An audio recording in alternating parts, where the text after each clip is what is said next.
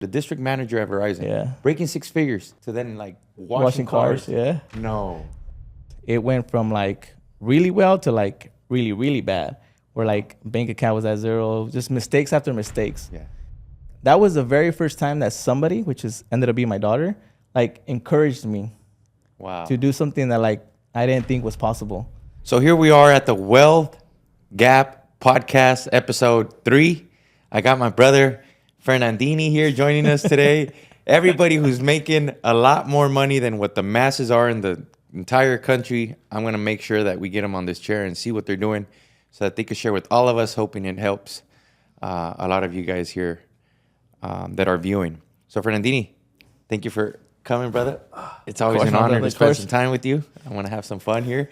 I prepped a couple questions, so I always love to hear what you got to say, brother. You always share very deep, very wise words with all of us, and I'm sure the audience here is going to agree. Thank you, brother. Thank you. And this is great, man. It brings me back to our downtown LA days. Yeah. So it feels good. I mean, we're literally one building down. Yeah. Brother, let's kick it off with some pictures. I did a little bit of homework, and I got a picture of this guy here. And I hope that we can bring the haircut back, but you guys will see it here in a few, and when we get the editing done. But tell us about who this guy is. Who was Fernando growing up? Where did you grow up? And, tell us a little bit about your upbringing. That haircut, though, that I was very proud of that, the little booklet haircut. But born and raised in Salinas. I like to say that I was a kid who was very shy, very easily influenced, which that later on, I learned how to use that to my advantage. But I was very easily influenced. So I grew up on the east side of Salinas, a lot of gangs, not much good going on. And so that led me through, pretty bad childhood. I became a father at a very young age. I was 16 going on 17. So that was one of the, big moments in my life. And I was one who didn't finish high school, went to college and for a semester and then got kicked out because of bad grades. And then after that, I just kind of just worked a regular job until I found, something, the mortgage industry, that allowed me to, find my purpose in life, I would say. So we'll get into the mortgage business here in a little bit, but so growing up, didn't go to school. I lived in Salinas a couple years as well. And I realized quickly, like, the seriousness of gangs. Like, it's no joke there. Okay. My first week there, I was wearing a black Pro Club with the red one that you could just see the layer, and then a black and red hat with some black and red Air Forces. And in the east side, it was, I didn't know this at the time, but it was not... It's not acceptable to be wearing those colors on that side of town. Yeah. And week one, like legit, I was walking to school because I was going to sign myself up. And cars passing by, le subían a la música, like letting it be known that I was on the opposite, I was behind enemy lines. And then 2 dudes rolled up and got off and were like, "What's up with all that red, ese?" And I was like, "Oh, shit, my bad." I'm like, "Hey, bro, I just moved here. Yeah. My bad." And then when I got home, I got all my red clothes and blue clothes, and I put it off to the right. And then I went from, 2X tall tees to size medium and then, Hollister shirts after that. Hollister shirts. No, I'm not kidding, bro. It's 100% true. I put all that clothes to the side. I'm like, oh, I guess we're going to have to go hardcore pretty boy now. Yeah. But yeah, it's no joke there, bro. And it was. I feel like it's gotten better now. Yeah. But I remember when we were growing up, I mean, we're right about the same age. It was really bad. I have a lot of friends that I grew up with that either are still in prison. They've been doing decades in prison. And some they passed away because they got shot. So it was really, really bad. And unfortunately, at that age, that was the cool thing. Yeah. Everybody wanted to be a gangster because you had the respect, you had the cars, you had money, you had girls. And so it's unfortunate that it grew so big, so quickly. And well, yeah, I mean, you couldn't even go in certain neighborhoods. You couldn't wear a certain color. And so it was bad. And I think for a lot of us, like I said, growing up, that's what we got involved with because we didn't. You got a little involved with all that too. Because it was just influence. Yeah. Like you get influenced, and I think at that age, especially when you're younger, you get influenced by those who you think are cool. Yeah. And cool can be defined as whatever you define it at that point in life. Got it. Yeah, I know that you mentioned in the past that Salina has a special place in your heart because you talk about there being so much talent in some of these areas. And a lot of us need guidance and mentorship and just a different role model. Yeah.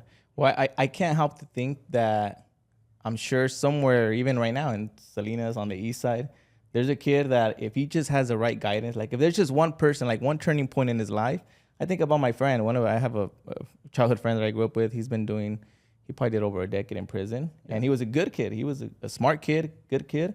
And it was just one decision that kind of just threw his life, pretty much almost away. And I can't help to think that if it was just the right mentorship, the right guidance in his ear, then life could have been completely different. So that's what I think about when I think of my childhood and I think about where I was born and raised. Is just how many kids out there just need that one person with that right direction and they'll change their life forever. Yeah, so you ended up, so we'll have to go back to our hometowns and share, and hopefully we become that somebody to inspire the youngsters to take a completely different route. Oh, yeah. But then grew up in Salinas.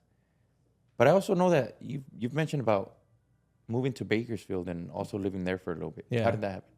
So what happened, this was back in 2013, because affordability. So Salinas is housing extremely expensive.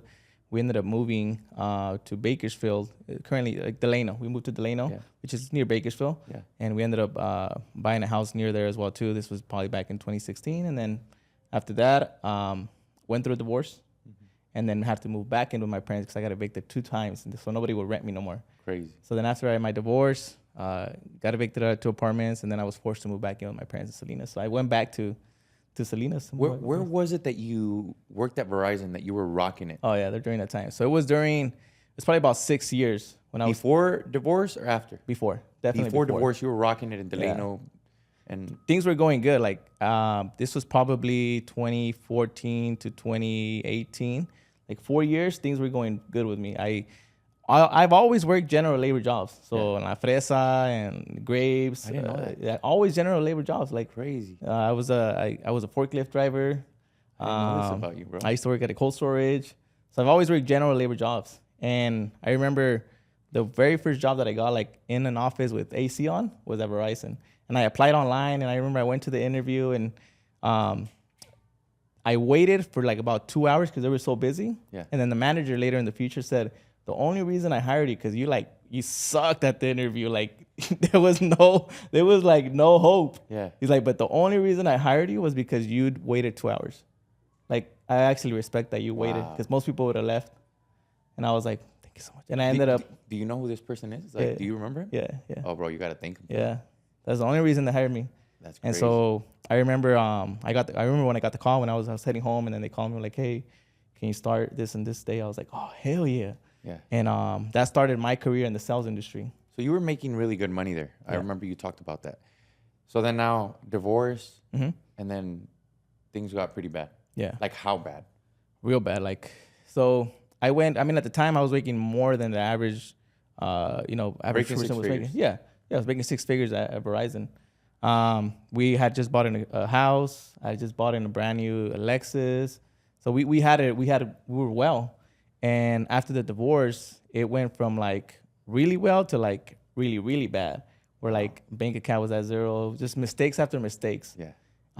And then I had to move out. I got my own apartment. And I got evicted out of that one. Wow. Then I found another one, and I had to get evicted out of that one.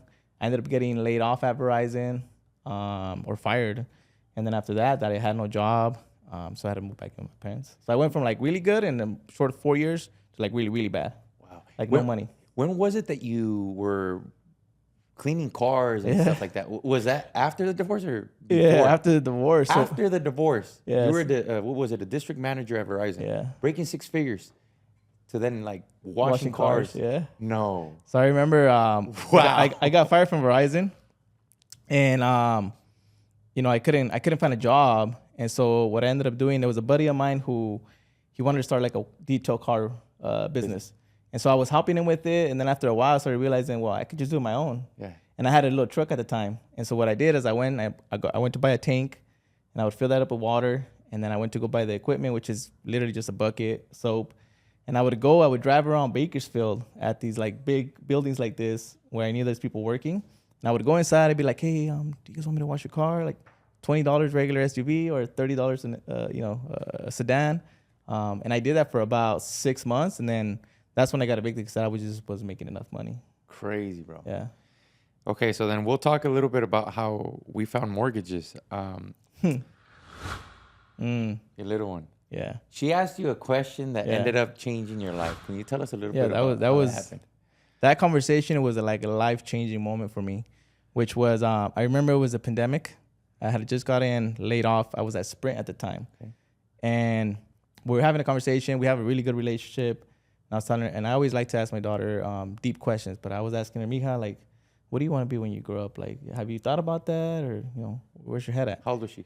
At the time, she was 13. 13. This was 3 years ago. Yeah, 3 years ago. Or maybe a little more. But I asked her, what do you want to be when you grow up? And she's like, I don't know, Dad. And then she like flipped it back on me. She's like, how about you, Dad? Like, well, what did you want to be when you grew up? And I was like, that's a good question. And I've always been in sales. So when I was at Verizon, I knew that like sales was my thing. Yeah. I just needed to find like the right vehicle that would allow me to do what I was doing, but at a higher ticket price. Mm-hmm. And I've always liked real estate because and my daughter was watching at the time. There was a show on Netflix about real estate. She's like, well, Dad, you're young and you dress nice. She's all like, I think you could do it. Because I was like, my goal was to be in real estate, I told her. Mm-hmm. She was like, I think you could do it, Dad. Like, you're young, you dress nice. You should do it. And that, for me, was like that was the very first time that somebody, ended up being my daughter, like encouraged me to do something that like I didn't think was possible. And so that encouragement was like that little kick in the butt that I needed. Yeah, so Mija, thank you for doing this for your daddy because his life changed. Yeah. And then it led to this. It led to the DM, which said something like this. So he responded to something I posted on my story, and he said to me, I'm doing my real estate course right now, my man. I've worked in the wireless industry for 6 years. Good money, but ready to make bigger moves. I like building teams that succeed and make money. A ver si un día we cross paths, compa. And then that starts the line. It starts the line. What can you tell me about where you were at that like point in time? At that point in time, I think I was very hungry for an opportunity. I think after that conversation with my daughter, like se me abrieron la imaginación of like what can actually happen in life. And so I remember I started following you and I started watching videos, and it increased the motivation to like pursue it. And so that message, when I was typing it more like, man, like open a door, like I hope a door opens up, because I just wanted an opportunity. I respect that, because when I met you at that office in Salinas, I love the fact that you said, brother, just tell me what to do and I'm going to go out and do it, and you won't hear from me until I get that taken care of. Yeah. So we talked about what you needed to do, which was get your NMLS license, get your DRE license, and then we'll be able to have a sit down. And what was it, 6, 7, 8 months? 6, 7 months. He reached back out and he's like, all right, brother, like I got my licenses. And then that's where it all started. So then I remember when I first met you, and you had this look in your eyes, bro. This guy right here. So you found the industry, you come on board. I remember that we used to make fun of you a little bit, tease you a little bit with like the fact that you wouldn't talk much. You were just there soaking it up. Yeah.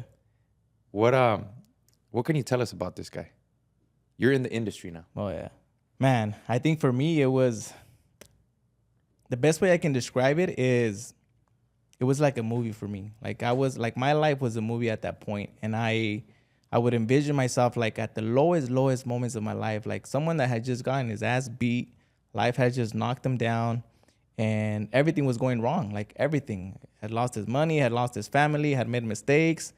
Everything was going wrong, and I would just, that look comes from, like, I think for me it was like somebody that just wanted to come back, that knew that, like, man, like I'm gonna make it happen. Like, this will not be like the end of my story. This will be something that I would look back at and I would be like, this guy made it. And so I would always, like, it's hard for me to like it took a while for me to get that look back, because I realized that throughout time, como que se me perdió ese look, and it's like, I felt that too. For me, like, but how do I get it back? Isn't it beautiful when you can look at someone, you could tell that they're focused, bro. They're hungry. Yeah. They're ready. They are not distracted. Yeah. They just want an opportunity, bro. I would look at you and I'm like, this fucking guy doesn't say nothing, man. He's just there holding the pencil all wrong and the pen all wrong, but but he's there ready to take notes better than everybody, But I love it, bro, because I remember being him. Yeah. So I always knew you were gonna do something special. So then I have this now. I don't know if you could see it. Yeah. Year 2, year 1, you take Rookie of the Year. Year 2, you take the MVP and you break, I don't know, I think it was multiple six figures. I think $250,000. Yeah. And that was crazy. You even wore a blazer. You said you bought the blazer and then you hung it up. But I'll let you tell that story. Oh, yeah. So I remember I was going to go to an event, and I had bought a white blazer from Express. It was on sale at the time. And I remember when I had the interview with Mari, because I was going to join, the team, Next Gen. And I had an interview with her. And during that interview, I remember I expressed to her, I'm like, Mari, I'm the one. Like, I'm gonna, like, I promise you guys, like, I'm gonna take whatever number 1 looks like in the company. I said, I even already bought the blazer that I'm gonna wear when I receive the award. I don't know if there's a Zoom out there that's recorded, but I remember I told her, I'm like, I already bought the outfit that I'm gonna wear. And so God powerful, willing, 2 years later, that was a blazer. I still had it, and I didn't touch it or wear it for 2 years because for that moment. And I still haven't worn it. I haven't worn it anymore. That is crazy. Have we bought another one for? Yeah, we're gonna. Now the goal is to buy another one for the next milestone. The team leader, the one that with the team that produces the most. That'd be awesome. You have a hell of a support system, brother. Yeah. How important is it? Like, how much has your spouse helped with everything that you're doing and allowed for you to accomplish the things you've accomplished so far? Man, we can go very long with that one, but I would say it's been one of the most important things. And I've always told her, like, babe, if it wasn't for you, like, man, we would not have made it this far. I think as a man, especially in today's world, it's very hard to stay focused. I think we're very easily distracted. And, sometimes even when we are married and we do have a family, I think that support system can either hurt us or help us. And for me, my wife, she has been the most amazing thing. I remember we had a conversation, and, one of the things that I give her my absolute salute and respect for is she's always, like, protected my energy. And one time she told me, like, I was working and we were having a conversation, and she even, like, she told me, like, my job, babe, is to protect your energy, protect your space. Like, I just want you to be, you focus on. And at the same time, like, she does such an amazing job as a wife, like, to support me. She never brags, she never complains, that it's even, it's such an extra pressure on me because I have to deliver. Like, I have no excuse as to, like, why you should not deliver, Fernando. Yeah. And so it's the greatest support, the greatest wife that I can ever ask for. And I think it motivates me to, like, have to deliver, because she does her part. Now it's just up to me to do my part. But I think it's been the greatest, one of the greatest accomplishments that I've had of, like, being able to, have such an amazing wife, and she's been able to help me get to where I'm at. Yeah, you're definitely very fortunate, and I see that there are a handful of our team members that it's so evident that they have the spouse that's, like, the rock and allows for them to go into the marketplace and do what we have to do to provide. So big shout out there to Abby. You started picking up books. I don't know if you did that since we were in school or if it was when you started this entrepreneurial journey. But how much has this personal development and reading helped you become who you are today? It's probably been the second, aside from my wife, the second biggest thing that has allowed me to not fold in such a business like the mortgage industry, and just being in business for yourself in general, like the different hats that we wear, which is a husband, a father, a business owner. And the very first book that I picked up, this was back in 2020, was David Goggin, Can't Hurt Me. That was the very first book that got me like fired up. And then after that, obviously coming into the company and reading and personal development being one of our biggest core culture, I think it's allowed more than anything to understand certain things that happen in life and not fold and not allow them to break the vision that we have. Because I've read parenting books that helped me become a better father. I've read business books that helped me learn how to get more sales. I've read books just on understanding myself, just like the human body, health books, like anything you can think of. There's a book written by it that can help you be better. And fortunately and unfortunately, like, we can all get better at something. Yeah. I feel that for me, I definitely wasn't a reader when I was in school. But when I found the topics that interest me, it was a game changer, because it was wealth creation. Anything with like a millionaire secrets title, I wanted everything to do with it. Yeah. But then, like you said, there's so many topics. And these people sometimes spend years and years and years of like compiling information, and we can knock it out sometimes in a couple hours, bro. So it's something that we definitely recommend to everybody. It could change your life just like it has for us. Oh yeah. You have a beautiful family, brother. I would love for you to tap into like the desires, the wishes that you were like, asking God for. What do you see when you look at these pictures? I know you're on vacation, exponential growth, the struggle. What comes to mind for you? I think when I look at that picture, in general, just as a picture of my family, it's... And what I want you to touch on, bro, it's so important, your brand, because you've said it in the past that not only do you know who you want to be, but you're also very clear on like who you don't want to be. Yeah. And that's where Fatherpreneur comes up. Yeah.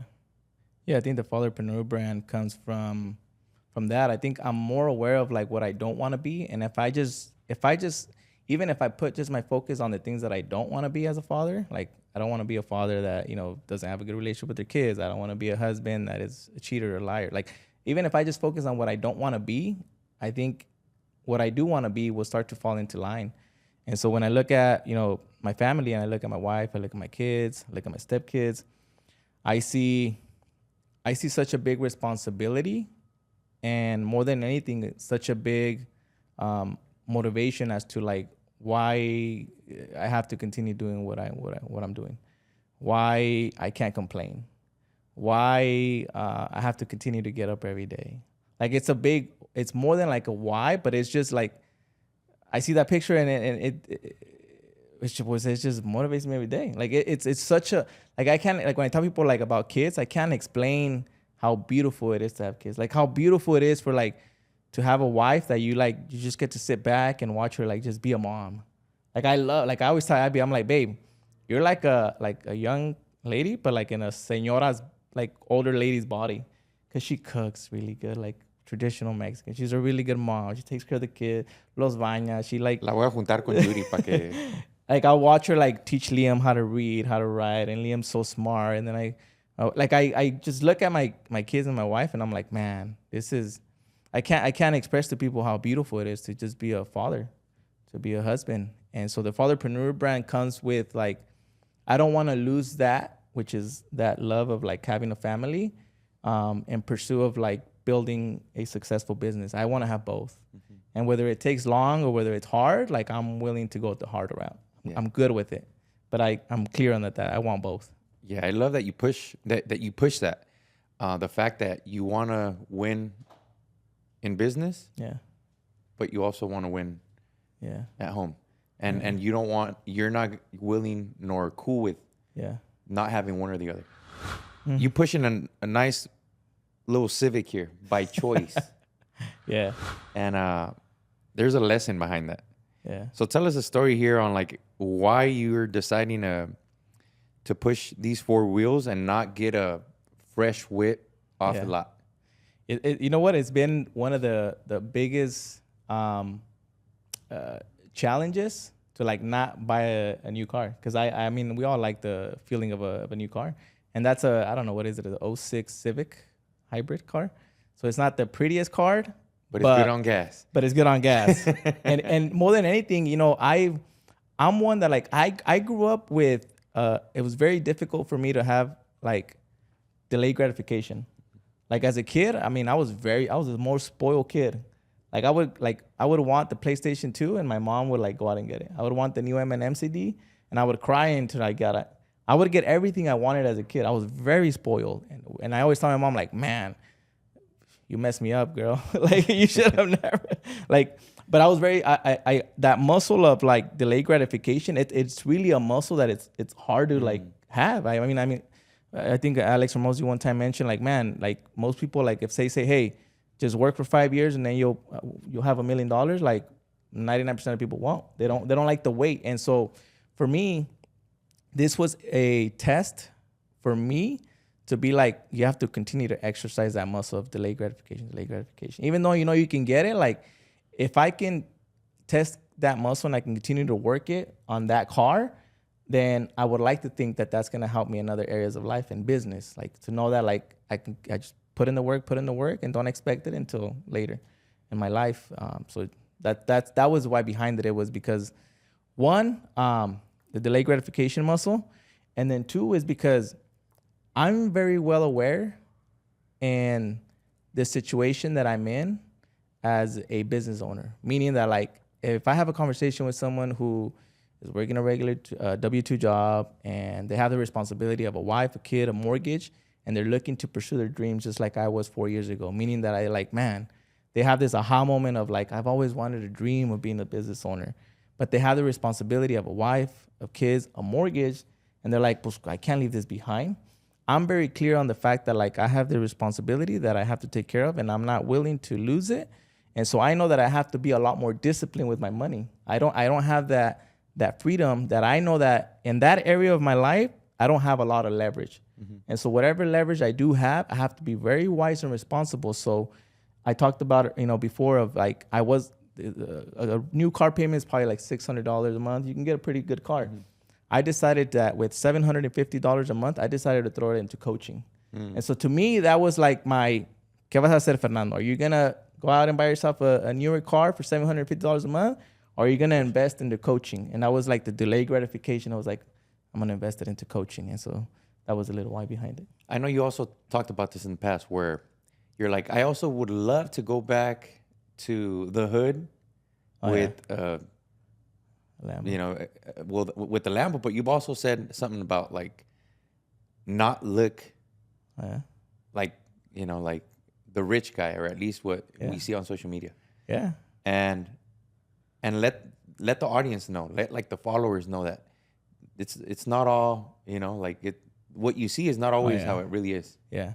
Because I think especially where we grew up, like it's very common to go to the hood in an apartment complex and you ves una trocota, brand new truck, 2024, and nice rims. So it's very like, unfortunately, we were programmed to think that like if somebody drives a new car, like they have money.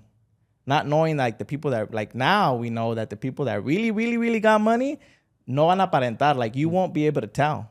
And that's a big aha moment for me that like hopefully when I get to go back home one day, I have the opportunity to do the same, which is like, hey guys, like this might not look like it has money, but like here's how you can actually acquire like real money, real wealth, and take them away from like getting into debt and things that it's not even important.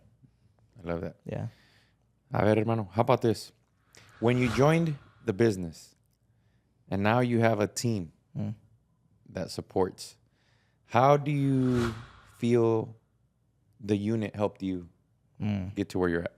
I mean, in many different ways. As a father, as a husband, as a leader, it's obviously improved my life financially. But I think more than anything, it's helped in the sense of like dreaming bigger than I even was when I first even got into the business. Do you remember the number that you shared with me? So I remember we were driving from back home from the West Covina office, and you had asked me like, hey, like, what's that number? Like, what's that number that you want to hit? Like that your big number. And I said, 100,000. I think I want to make it. He's like, nah. He's like, really? And I was like, yeah, I think 100,000 is like, that's a big number. He's like, no, it's not I said, big, what, a year? Yeah. 100,000 a year? Yeah. And he's like, yeah, 100,000 a year. I'm like, no. You did not sign up for this shit for 100 a year. Yeah. So just things, I mean, that example in itself, like having a group of people that dream a lot bigger than what you can even imagine can dream of. And so that pushes you to like do better, be better. So. ¿Cómo has mirado ahorita? I think of West Covina now. How have you seen the team, company evolve? ¿Cómo lo describirías? No, pues it's I think I've been very fortunate that I've got to see the evolution of phases, and I've got to see from like beginning to like where it's at now, and how it's evolving, and how much the team has grown, how much, with some of the people we've been together for 4 years, and it feels like pues la realidad, it's just family that you get to grow up with. And then more than anything on the business side, like how much the actual company has grown and matured. It's been beautiful. It's been a blessing. So we're on pace to doubling this year. Y apenas estamos agarrando vuelo. Yeah. What do you think makes us different? Or why do you think we're doubling and growing the way we are? I think because it goes back to the books.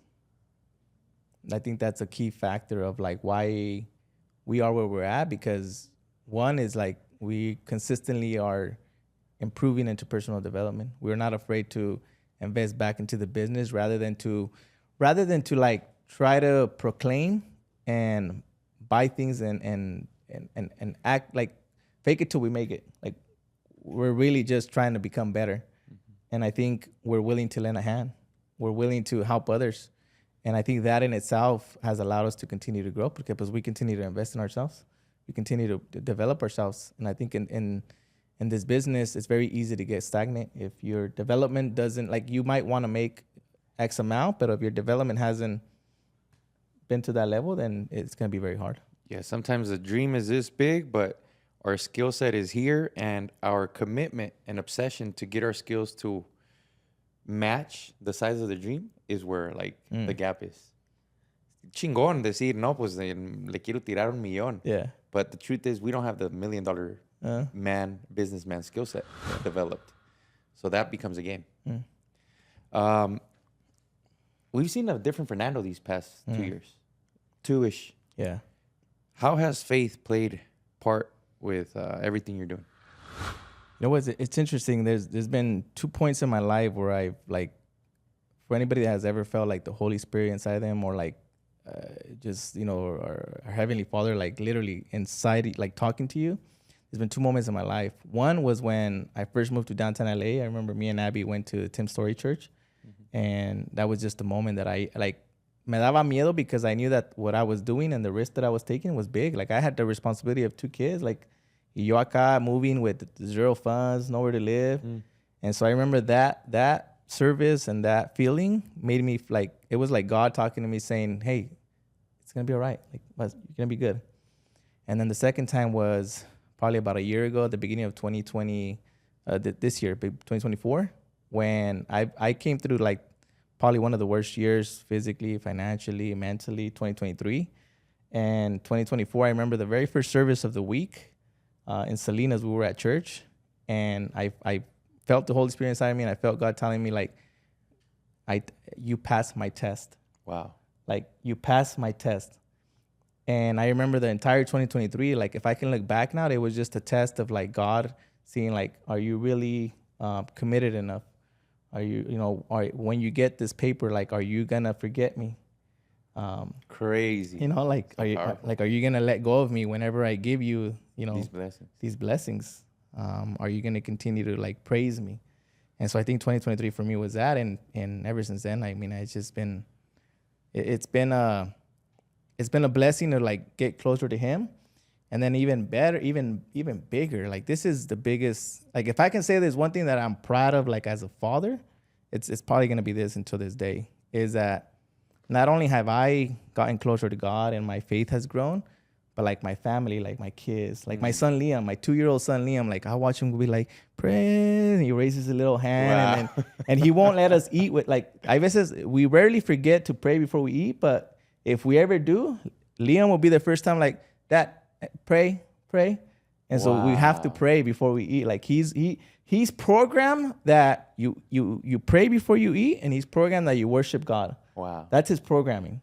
And my daughters, like we didn't grow up in church. My daughters, they didn't grow up in church. They're now 15, 16. And to see them, like I remember there was this moment a few months back. They were both in the room, and they were both with their Bible on a Friday night. Like no les decimos nada, like me and my wife, and we watched them in their Bible reading, and they're just reading their Bible between them two without us having to say.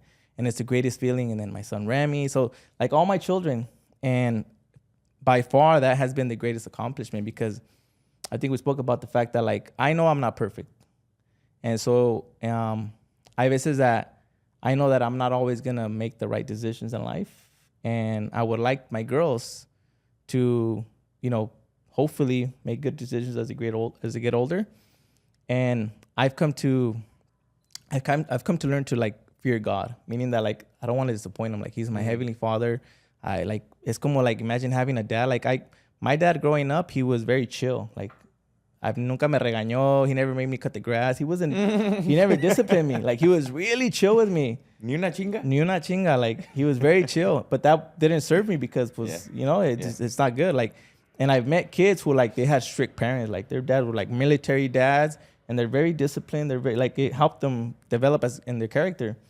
So I would like to think that like, if my daughters can learn to have a relationship with our Heavenly Father, Jesus Christ, and they can learn to fear Him, I would like to think that as they get older, they're going to make better decisions, because they don't want to disappoint Him. They want to make sure que no lo, they don't disappoint His word and His ways. Awesome. Well, I got to say that I started getting closer to God thanks to you. Yeah. And now I feel overly blessed. I feel that one of my fears as well is losing His favor. And behind closed doors, there's always temptations to fuck up. But I know that God is blessing me in all areas of life right now, bro. Oh, yeah. And if I were to do something that's, out of character, I know that he would know. Yeah. And that's the fear of like losing His favor, because right now I feel like I'm on His list of favorites. And whether anybody knows or doesn't, if I were to do something stupid, like I know He knows. Yeah. You know what I mean? Yeah. It's crazy. So I got to thank you for that, brother. Yeah, of course. Let's end on big projects, something that's exciting. What are you growing a team? What are you looking forward to close out 2024 and going into 2025? What's Fernando up to? Yeah, I mean, definitely. I know that as the company we're growing, as a team we're growing, and so we are looking to expand primarily, all across California, with an emphasis in the Central Valley. And so that's one big project that we have going on. We want to give others an opportunity, like other Fernandos that are probably in the same situation that I was 4 years ago, and then all they wanted was an opportunity. Because I know there's a lot of people out there that need one, and so we're looking to bring people on that are looking for that opportunity. And other than that, as a family, I think it's just to grow as a father. There's one thing that I'm very clear on, and is that this is a season for me where I need to get better if I want things to last. Meaning, like, if I want my marriage to last how I want it for like a lifetime, I need to get better. I need to be a better husband. I need to be more caring. I just need to be better. If I want my kids to grow up, well, like if I want my kids to be good, I need to be a better dad. I need to be better. If I want to be a good leader, I know I need to get better. So I think for me, ending the year is a season of like just getting better, so that as things kind of progress, I can be the man that can handle whatever challenges or pressure it comes with. Last thing, for that Fernando that's out there, what advice do you have for him before entering the business? Man,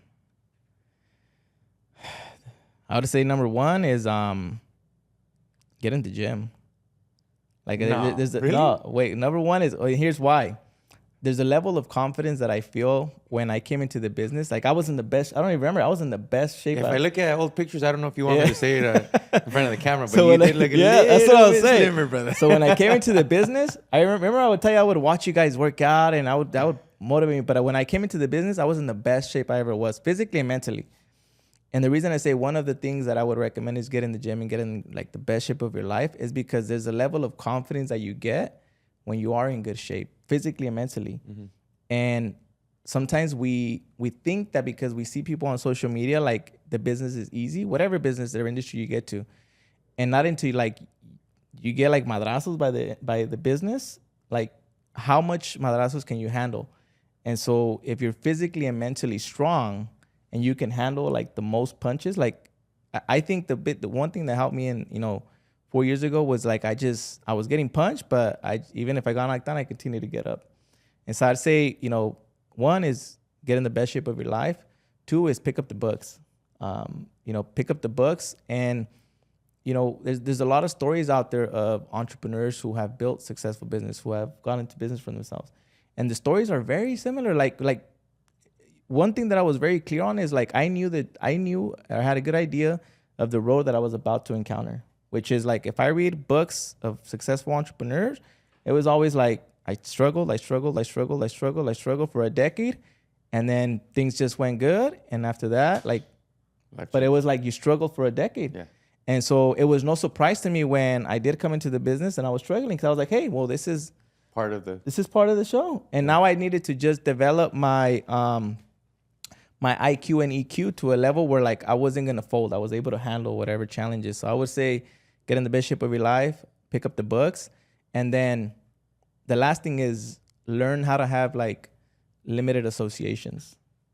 Meaning that like there's probably people that you hang out with right now that you're probably giving 5 hours to, 6 hours to, that probably you're going to have to start only giving 6 minutes to, 3 minutes to. And sometimes that can even be family. Like that could be brothers, sisters. And it doesn't mean like it's going to be forever, but it just means that like when you want something, like it's just you have to be laser focused and your environment is really going to be key. And to me, I knew that my environment was going to be a distraction. And so that's why I ended up moving to, downtown LA. And I wanted to have more proximity to those who were doing what I already what I wanted to do. And I could shadow and I can just have more of that energy. So limited associations, get in the best shape of your life, and pick up the books. Where do we follow you, Fernando? Instagram mainly, at the Fernando Barron. There you have it. Thank you, my brother.